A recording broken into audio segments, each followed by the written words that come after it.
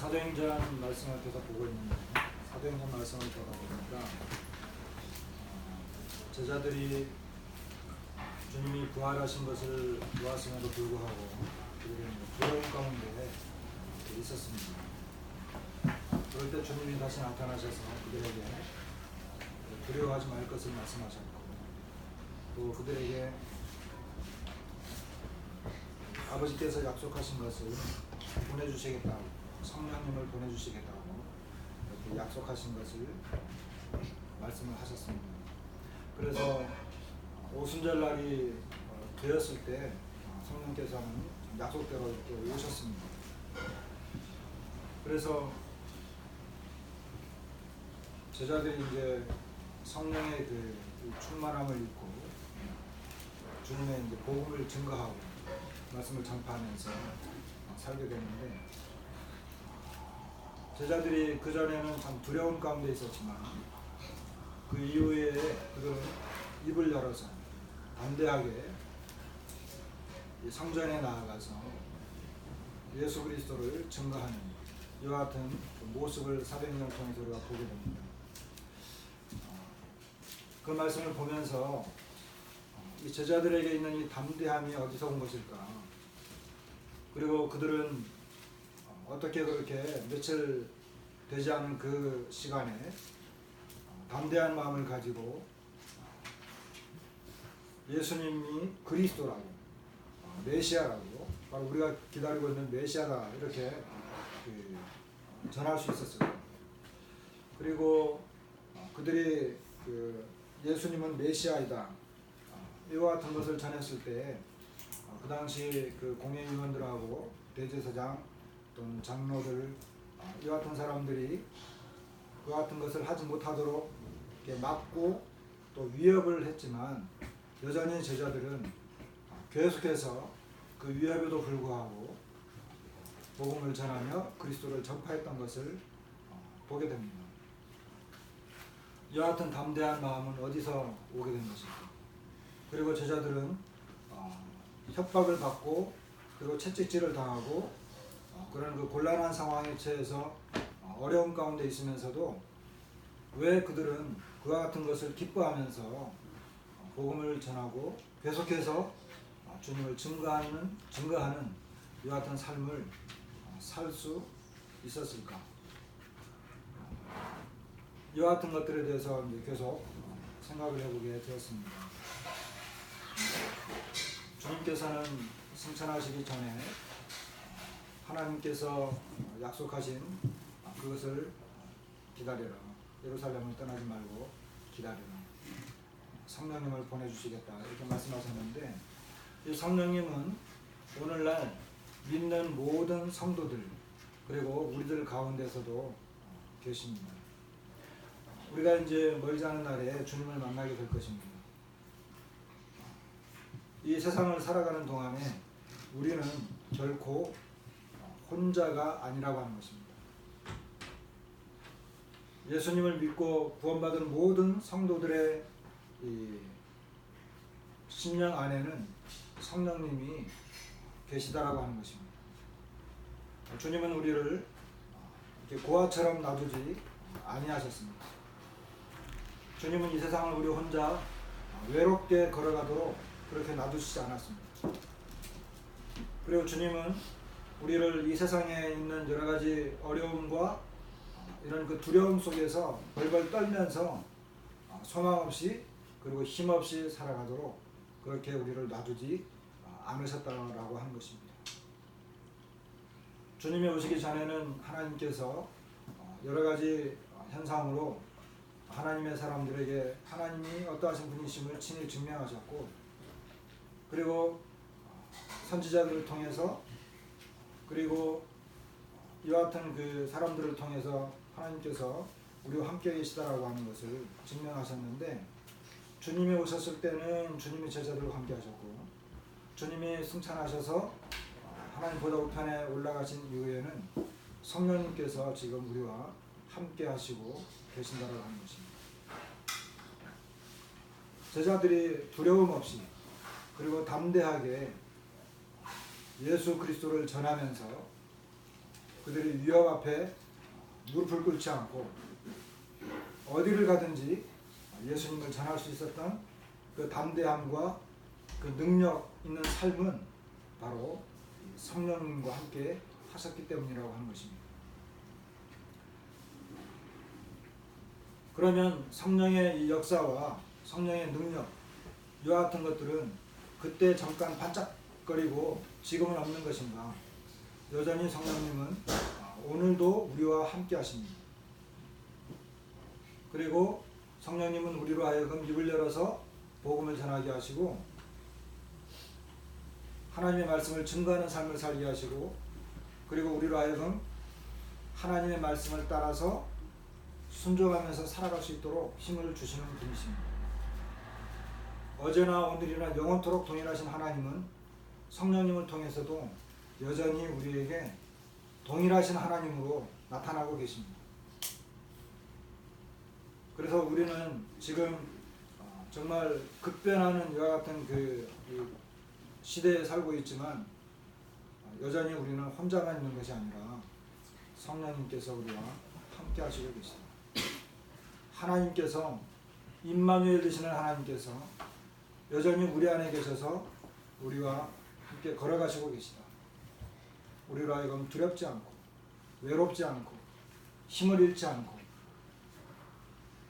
소망 가운데 주님을 바라보면서 살아갈 수 있도록 하시는 분이 바로 성령 하나님이시다라고 하는 것입니다. 사도들은 초대교회 때 사도들은 바로 이 성령의 충만함으로 어떻게 그렇게 담대하게 이렇게 살 수 있었을까? 어떻게 그렇게 이 생명의 위협을 무릅쓰고 옥에 갇히고 매맞고 협박을 받으면서도 그들은 담대하게 입을 열어서 계속해서 이 하나님 말씀을 전할 수 있었을까? 사도행전은 그것을 자세하게 기록해 놓고 있습니다. 그렇다고 한다면 변함없으신 그 성령님은 오늘날 우리들에게도 함께 계시고 있는데 그 성령님은 우리를 통해서도 여전히 역사하시는 분이십니다.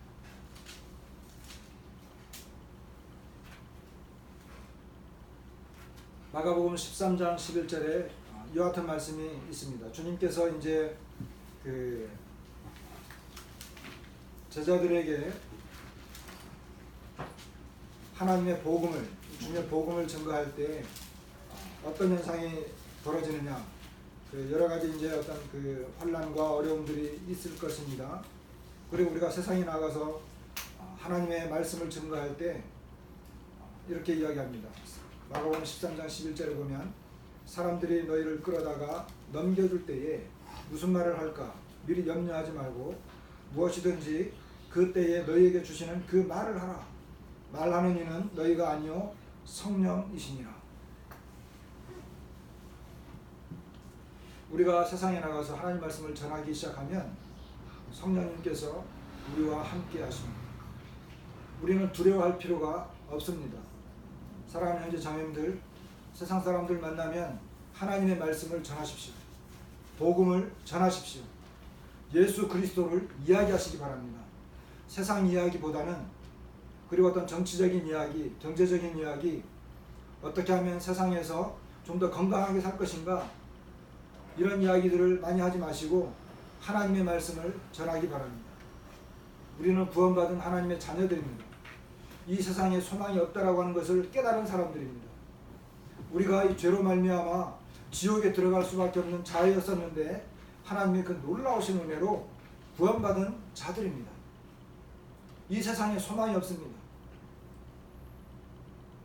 이 세상을 창조하신 하나님, 인간을 창조하신 하나님, 죄인들을 가장 잘 아시는 하나님, 우리에게 무엇이 필요한지를 가장 잘 아시는 하나님, 하나님과 우리 사이에 무엇이 문제이고 그것이 죄라고 하는 것을 증명하셔서 이 죄 문제가 해결되지 않으면 하나님과의 관계가 회복될 수 없고, 하나님과의 관계가 회복되지 않은 상태에서 아무리 정치를 잘하고 대통령이 바뀌고 경제 수장이 바뀌고 사회 문화가 이렇게 바뀐다 할지라도 그것이 우리를 만족시켜 줄 수 없습니다. 우리가 어떤 좋은 직장에 들어가서 좋은 직장 생활을 하고 월급이 올라간다 하더라도 그것이 우리에게 만족을 줄 수 없습니다. 많은 것을 배우고 좋은 학교에 들어가서 좋은 일자리를 구해서 들어간다 하더라도 그것이 우리에게 만족을 줄 수 없다라고 하는 것을 우리가 발견한 사람들입니다. 근본적인 문제는 하나님과의 관계의 문제입니다. 하나님과의 관계를 어렵게 했던 것이 바로 죄였습니다.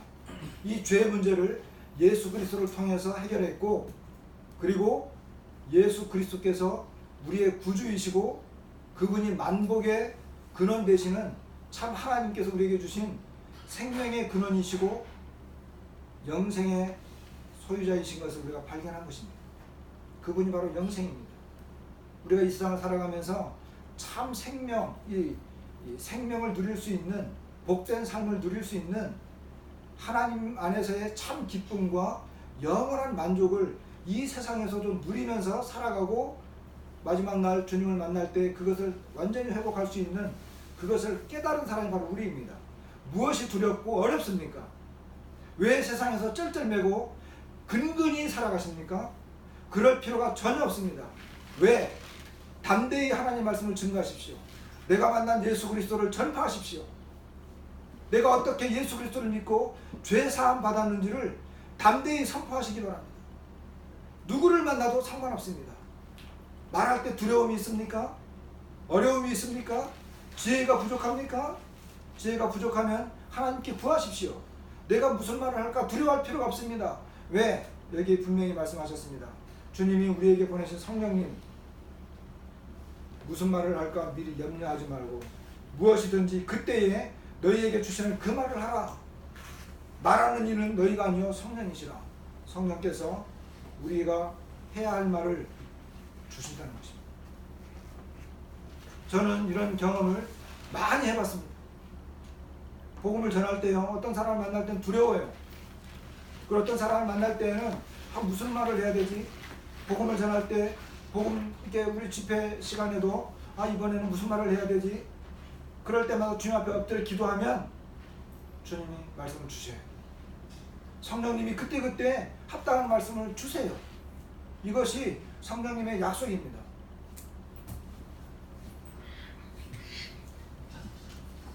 생각나지 않았던 말씀들, 그리고 우리가 살아가면서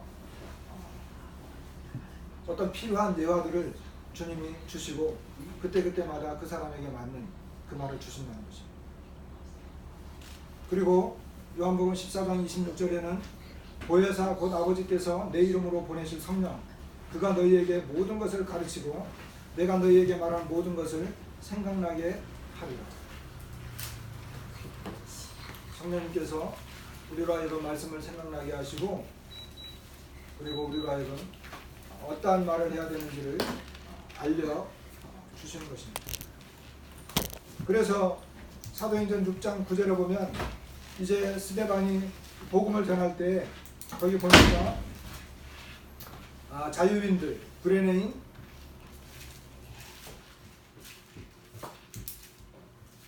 알렉산드리아인, 길리기아와 아시아에서 온 사람들의 회당에서 어떤 자들이 일어나 스데반과 더불어 논쟁할세.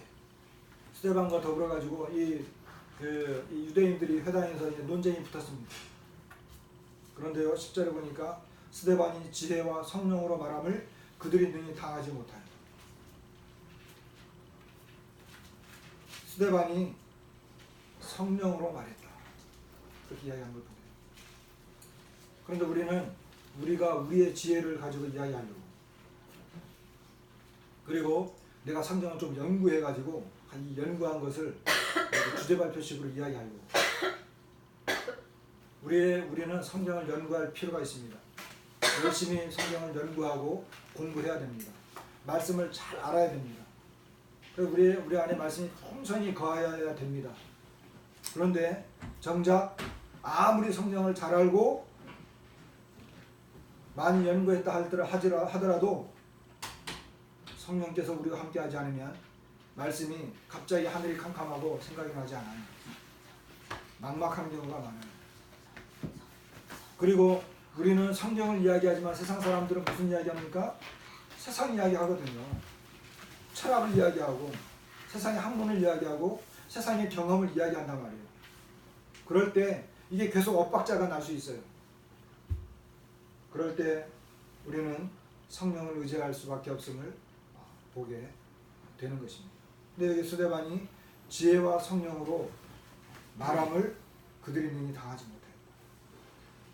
지혜를 주십니다. 너희가 지혜가 부족하냐? 지혜가 부족하면 하나님께 구하라. 그러면 하나님께서 그 지혜를 주시는 것입니다. 그리고 성령께서 우리와 함께 하시기 때문에 성령이 우리의 입을 열어서 말하게 하시는 것입니다. 그래서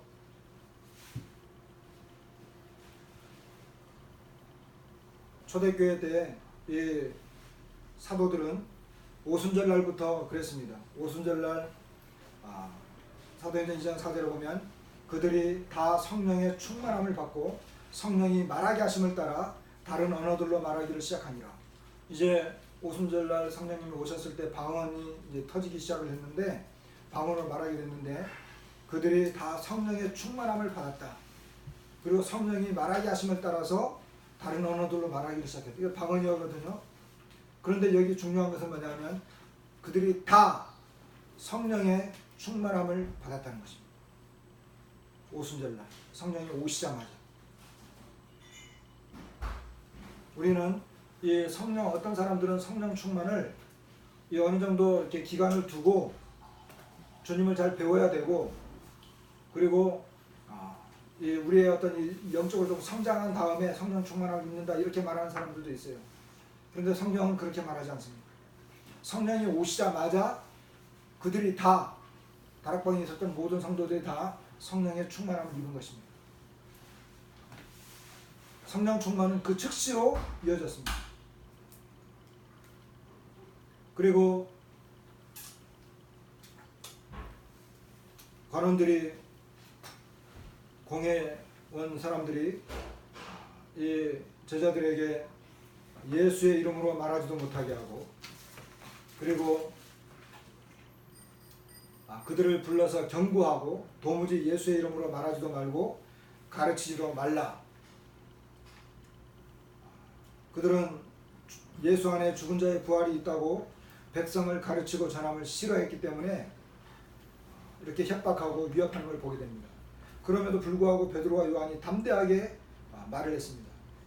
잘 알다시피 그들은 본래 학문 없는 범인이었습니다. 어부였잖아요. 그들은 서기관이 아니었습니다.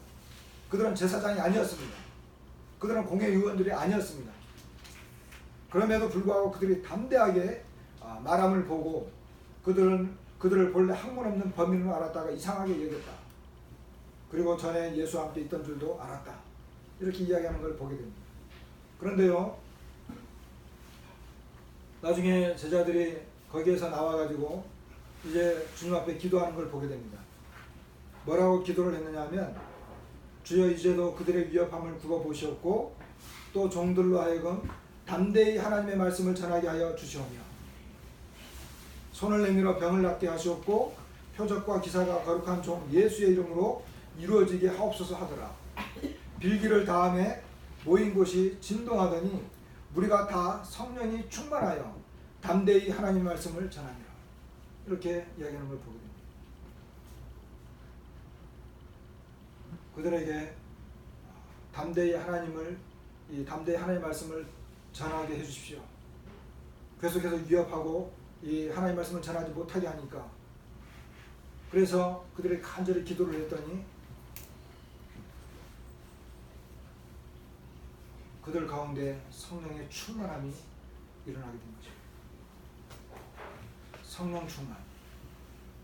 제자들이 담대하게 하나님의 말씀을 전파할 수 있었던 가장 큰 그 근원적인 이유가 바로 이 성령 충만이었습니다. 성령의 충만.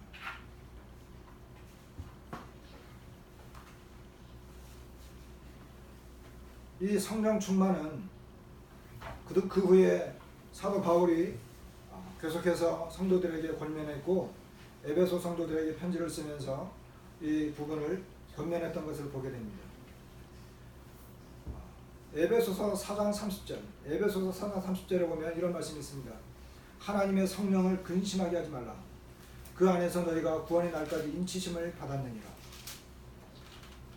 이 에베소서 4장에는요, 그 에베소 4장에는 옛상품, 옛사람, 새사람, 그리고 그 앞에는 그 이방인의 그 모습들이 나옵니다.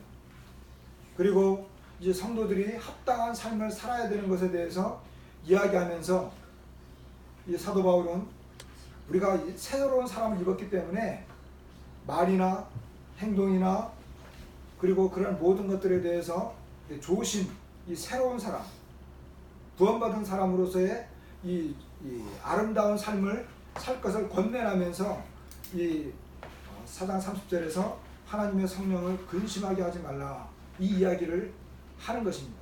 다시 말하면 우리가 옛사람으로 돌아가게 되면, 그리고 우리가 이방인의 삶을 살던 그 모습대로 살아가게 되면, 그리고 우리가 막 이렇게 분을 내고 급하게 노하고 말을 함부로 하게 되고 막 그렇게 했을 때 어떤 현상이 벌어지느냐? 성령이 근심하게 된다는 것입니다.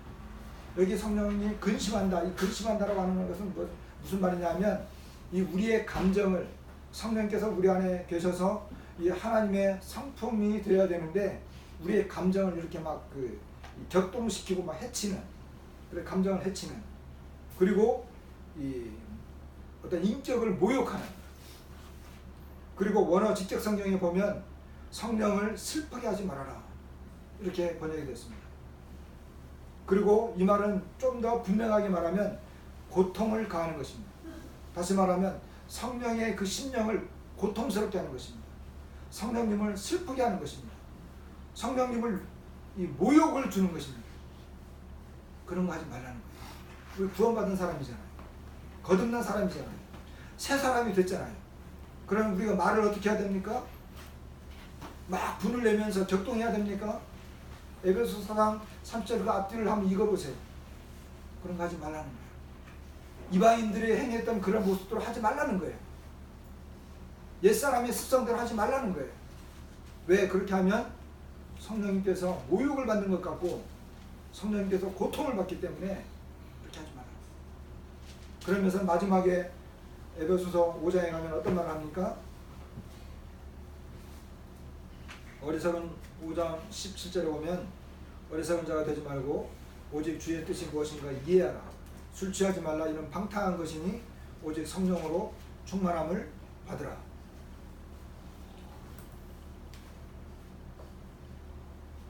이렇게 이야기하는 것을 보게 됩니다. 성령 충만을 받으라. 이 성령 충만은 그리스도인의 삶 가운데 다양하게 나타납니다. 첫 번째로 제자들이 행했던 것처럼 담대하게 하나님의 말씀을 전하는 것입니다. 그런데 에베소서 4장 이후부터는 그리스도인의 삶의 모습에서 성령 충만이 나타나는 것입니다. 그런데 우리가 이것을 좀 더 생각을 해보면 하나님의 말씀을 전하게 되면 전하는 이와 같은 그 삶의 모습이 성령 충만의 모습으로 나타났습니다. 성령이 충만하게 되면 하나님의 말씀을 담대하게 전하게 됩니다. 이 초대교회 제자들처럼. 그런데 생각을 해보세요. 하나님의 말씀을 담대하게 전하면서 그 삶이 엉망이 되면 어떻게 되겠습니까? 그것은 말씀과 전혀 맞지 않는 내용입니다. 하나님의 말씀, 우리가 하나님의 말씀을 전할 때 우리가 복음만 전하는 것은 아닙니다. 우리가 십자가만 이야기하는 게 아니에요. 예수 그리스도의 인격을 이야기합니다. 그리고 복음을 전하려면 어떻게 해야 됩니까? 복음 안에 사실 이 그리스도의 삶의 모습이 다 들어있어요. 그래서 사도 바울은 빌립보 성도들에게 복음에 합당한 삶을 살아라라고 이야기했어요. 다시 말하면 이 복음은 죄 사함만 들어있는 게 아니라고 하는 것입니다. 죄 사함 속에 합당한 삶도 들어있다라고 하는 것입니다. 그런데 이렇게 하나님의 말씀을 담대히 전하고 있는 사람이 하나님의 말씀을 전하면서 그의 삶은 옛사람, 이방인들의 삶과 똑같다. 그것은 전혀 맞지 않는 거예요. 복음을 전하다 보면요, 자 우리가 왜 그 구원받게 됐죠? 복음을 전하려면 우리가 죄를 깨달아야 돼. 하나님 앞에 겸손해져야 됩니다. 그리고 하나님 앞에 우리는 참 무익한 자들이었다라고 하는 것을 알게 됩니다. 그리고 하나님을 인정해야 되는데 하나님을 인정하고 정말 하나님이 창조자이시다. 그분이 주인이시다. 나는 피조물에 불과하다. 나는 죄인으로서 하나님의 은혜 아니면 구원받을 수 없다. 이런 우리의 연약함과 하나님 앞에 겸손하고 낮아진 모습을 우리가 복음을 통해서 알게 되는 것입니다. 그리고 예수 그리스도를 이제 깨닫게 되는 것입니다.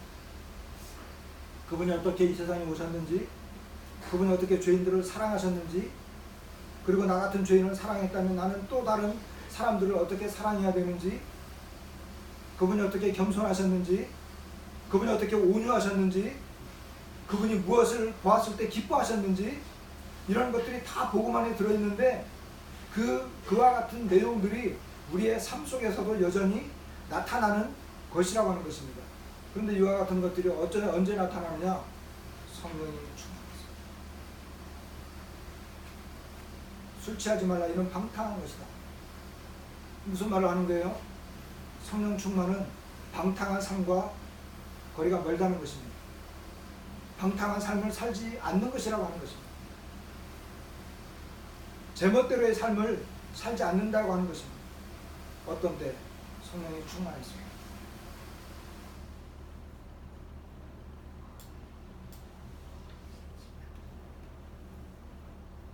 그래서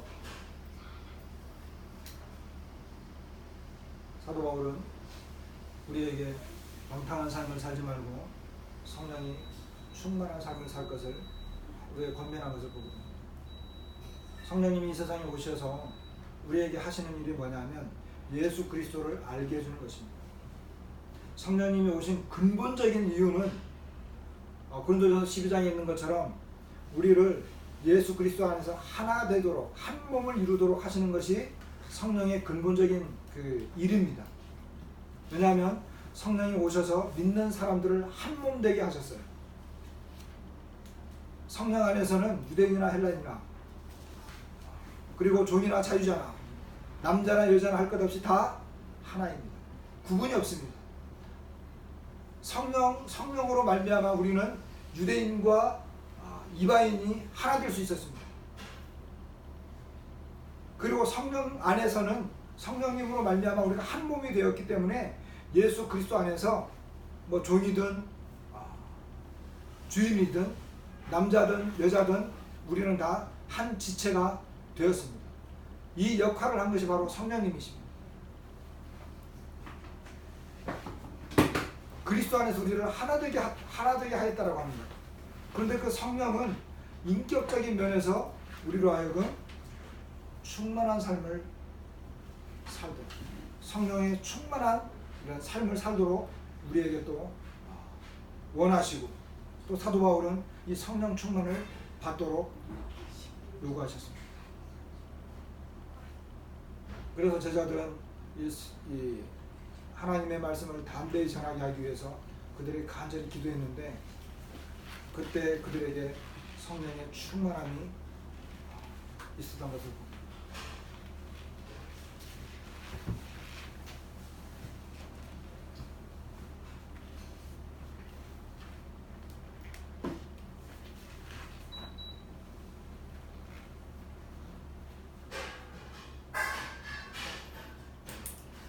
우리는 이 세상 살면서 이제 우리에게 성령의 충만함이 필요합니다. 이 성령이 충만하면 담대함이 생겨요. 성령께서 우리 안에서 역사하시기 때문에 이 성령의 충만함이 우리로 하여금 하나님의 말씀을 담대하게 전할 수 있도록 그렇게 하시는 것입니다. 오늘 말씀은 사실 이 성령 충만에 대해서는 짧게 이야기하고, 그 다음에 정말 사도들이 이 담대한 마음을 가지고 나아갈 수 있었던 그 이유가 사도행전 2장에는 자세히 나와 있어요. 이것을 개략적으로 말씀을 드리면 나중에 이제 우리 성도님들이 읽어보시면서 이해를 하시기 바랍니다. 당시에 예수님 오셨을 때에 그 유대 사회에 이런 그 메시아적인 사상관이 있었습니다. 그건 뭐냐 하면 사무엘하 7장에 보면은 나단 선지자가 다윗에게 와가지고 하나님의 그 계시를 전합니다. 너의 씨를 통해서, 너의 후손을 통해서 그 왕위가 견고하게 되고 그 나라를 영원히 견고하게 해주겠다. 이와 같은 그 약속을 합니다. 그래서 이 나단 선지자의 이 신적 계시, 이것이 유대인들은 아주 굉장히 잘 알고 있었습니다. 그래서 메시아가 오면 다윗의 후손으로 오고, 다윗의 후손으로 오셔서 그가 이제 그 다윗의 왕좌에 앉아서 왕이 되고 그 나라를 견고하게 세우는, 다윗 때 그리고 솔로몬 때 그 나라가 완전 확장됐잖아요. 그리고 다른 나라를 완전히 정복을 해가지고 그 나라가 든든히 섰습니다. 그렇기 때문에 이 유대인들이 주님 오실 때 당시에 약 한 그 400년 동안 그 공백 기간 동안에 이 유대인 이 팔레스타인 지역에서 이 유대인들은 이 페르시아를 통해서 이 페르시아 제국 이후에 계속해서 그 시리아라든지 그런 나라들이 굉장히 침략을 많이 받았습니다. 그래 그들은 계속 고민하기를 언제면은 다윗의 후손이 와서 그 나라가 견고하게 세워가지고 이 왕국이 세워지고 그 나라가 다른 나라를 오히려 정복하고 다스리는 이런 나라가 올 거냐. 메시아가 오면 그렇게 된다. 그리고 그들이 또 하나 분명하게 기억했던 것은 뭐냐 하면 이 모세를 통한, 모세가 신명기 7장에 보면은 너희들 중에 나와 같은 선지자 하나를 세워줄 것이다. 너희는 그의 말을 들어라. 그의 말을 들으면 복이 되고 그의 말을 듣지 않으면 멸망을 당할 것이다. 그런 선지자가 하나 나타날 것이다. 그것이 바로 메시아였습니다. 그래서 이런 메시아 사상이 굉장히 이렇게 많이 있었습니다. 그런 메시아 사상을 갖고 있었습니다. 그런데 예수님이 오셔가지고 십자가에 못 박혀 죽였잖아요. 그런데 그런 메시아적 사상을 갖고 있었던 사람들이 로마의 형틀에, 그러니까 이방인 자기들을 핍박하고 있는 이방 나라의 법에 의해서 십자가에 못 박혀서 힘없이 죽어가신 그 예수가 메시아냐? 어떻게 그럴 수 있느냐? 그건 불가능한 거예요. 유대인들은 믿을 수가 없었던 거예요. 그렇지 않겠습니까? 다윗의 후손으로 와가지고 그 나라를 완전히 튼튼히 세워서 오히려 자기를 핍박하고 있는 그 나라를 물리치고 왕이 되어서 이 왕좌에 앉아서 이 만국을 다스려야 되는 사람이 와야 되는데, 그리고 선지자적인 그런 왕이, 이 선지자가 와야 되는데, 그리고 시편 110편은요 이 메시아의 진주라고 알려지는 시편이에요. 근데 거기 보면은 이 제사장으로 오신단 말이에요. 통치자로, 제사장으로. 그런데 통치자로, 선지자적으로, 제사장적으로 오셔서 다 자기들 핍박하고 있는 이런 나라를 물리치고 정복을 해서 왕이 되어야 되는 그분이 어떻게 십자가에 못 박혀 죽은 예수가 왕이 되느냐 이거예요. 유대인들이 지금까지 믿지 못하는 이유가 바로 거기에 있어요. 지금도 이스라엘 민족은 예수님을 믿지 않습니다. 메시아로 인정하지 않아요. 왜? 그들이 갖고 있는 메시아적 사상이 분명하기 때문에. 자, 그렇다고 한다면 예수님을 따라다니는 제자들은 왜 예수님을 메시아라고 하느냐는 거예요. 왜 메시아라고 하느냐? 그렇지 않습니까? 왜 메시아라고 하느냐?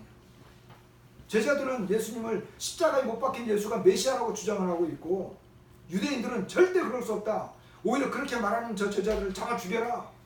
이런 상황이 된 거예요. 그런데요, 제자들이 그렇게 하는 이유가 있어요. 주장하는 이유가 있어야 되지 않겠습니까? 그들이 예수님은 메시아라 그럴 때 모든 유대인들, 제사장들, 관원들, 뭐 이런 사람들이 막 잡아 죽이겠다고 해도 그래 죽여라. 핍박을 해라. 그래도 예수는 메시아다. 너희가 십자가에 못 박으니 예수는 메시아다. 이렇게 하는 이유가 있었습니다. 그게 뭐냐 하면 바로 다윗을 통하여 약속되어진 그 예언이 예수님을 통해서 이루어졌다는 거예요. 그게 어디에 나오냐면 시편 16편입니다. 시편 16편. 그리고 시편 110편.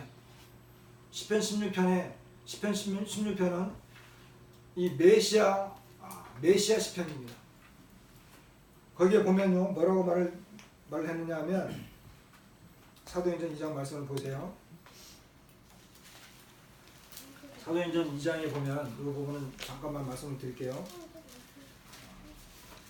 오순절날 설교를 이제 베드로가 했는데 2장 30절에 보면 그는 선지자라 하나님이 이미 맹세하사 그 자손 중에서 한 사람을 그 위에 앉게 하리라 하심을 알고, 여기 알고 31절에 미리 본고로 그리스도의 부활을 말하되 그가 음부에 버림이 되지 않고 그의 육신이 썩음을 당하지 아니하시라 하더니, 여기 굉장히 중요한 말씀이 있어요. 베드로는 이 다윗을 선지자라고 말하고 있어요. 그러면서 뭐라고 말을 했냐면 하나님이 이미 맹세했다. 그 자손 중에서, 다윗의 자손 중에서 한 사람을 그 위, 왕 위에 앉게 하리라 하심을 누가 알았다고요? 다윗이 알았다. 다윗은 이미 죽어서 그 묘가 그 당시에 사람들에게 그때까지만 해도 있었는데 이미 죽어버린 그 다윗의 왕 위에 후손을 앉게 해주겠다. 한 사람을 그 위에 앉게 해주겠다. 그게 누구냐? 다윗은 그것을 미리 봤다는 거예요. 다윗은 선지자적 계시로 그것을 미리 봤다는 거예요. 31절에 미리 본고로 무엇을 봤느냐? 그리스도의 부활을 봤다는 거예요. 그러니까 하나님께서 다윗에게 말씀했죠. 너의 왕 위에 한 사람 앉게 해주겠어. 그리고 너에게 왕권을 주고 그 왕 위에 앉게 해주시고 그 왕국이 영원할 거야. 그렇게 말할 때 다윗은 내 후손 중에 누군가 그런다고? 그게 누구지? 하나님께서 다윗의 눈을 열어서 선지자적인 계시를 보게 해줬습니다. 그게 뭐냐면 그때 하늘에 계신 그리스도였어요. 그리스도. 다윗이 본 것은 그리스도였어요. 그리스도의 무엇을 보았어요? 썩음을 당하지 않는 부활. 그러니까 부활한 그 그리스도가 바로 왕 위에 앉고 영원한 왕이 된다라고 한 것을 그때 다윗이 이 선지자 나단에 의해서 신적 계시가 주어졌을 때 그때 다윗이 깨달은 거예요. 그러면 썩음을 당하지 않고 정말 부활한 분이 누구냐? 부활한 분이 누구냐? 그 나단의 계시를 통해서 메시아를 이야기할 때 그 다윗이 예언했고 보았던 그 부활한 분이 누구냐? 부활한 분이 누구냐? 그가 바로 예수 그리스도, 예수라고 합니다. 예수. 베드로는, 제자들은 주님이 부활하신 것을 알았는데 그 주님이 부활한 것이 바로 너희들이 너무나 잘 알고 있는 나단 선지자가 다윗의 후손을 통해서 왕 위에 앉고 왕권을 회복하기도 하지 않았느냐? 그 메시아가 누구냐는 거야. 누구냐? 너희들이 말하고 있느니 정치적인 해방을 하는 분이냐? 아니야. 경제적으로 우리를 부흥시켜주는 분이냐? 아니야. 사회적인 모든 어려움, 이런 어려움들을 극복해 줄 수 있는 그분? 아니야. 부활하신 예수 그리스도. 바로 그 예수님 부활하셨잖아. 우리는 그걸 봤어. 예수님을 봤어. 그분이 부활하셨어. 바로 다윗이 보았던 그 그리스도야. 그분이 바로 예수님이었어. 이것이 제자들에게 깨달아진 거예요. 이것이 깨달아진 거예요. 그러니까 제자들이 이 사무엘 하에서 나단을 통해서 보여줬던 그 메시아적 개념, 그들이 갖고 있었던 그 개념이 제자들에게서 말씀이 깨달아진 거예요. 말씀이. 메시아에 대한 말씀이 예수 그리스도를 통해서 완전히 깨달아진 거예요. 이것이 깨달아졌기 때문에 제자들은 더 이상 두려워하지 않는 거예요. 바로 예수님이 그 전에 사무엘하를 통해서, 그리고 시편을 통해서, 그리고 다니엘을 통해서, 다니엘 7장을 읽어보세요. 다니엘 7장에 보면 거기에 인자가 나오는데 그 인자, 그리고 또 누구예요? 이사야서를 통해서, 스가랴를 통해서, 스가랴 13장에 보면 스가랴를 통해서 정말 이 목자를 치면 다 흩어질 것을, 그리고 이 그들의 찌른바 그를 볼 것이다 라고 하는 그 고난받으신 그리스도, 그분이 누구인지 예수님이시라고 하는 것을 제자들이 말씀이 완전히 깨달아진 거예요. 예수님께서 부활하신 다음에 제자들에게 그 모세와 선지자와 시편에 나를 위하여 기록된 모든 것이 이루어지리라, 이 말씀을 들었음에도 불구하고, 그리고 예수님이 부활하신 것을 보았음에도 불구하고 그들이 완벽하게 이해하지 못했어요.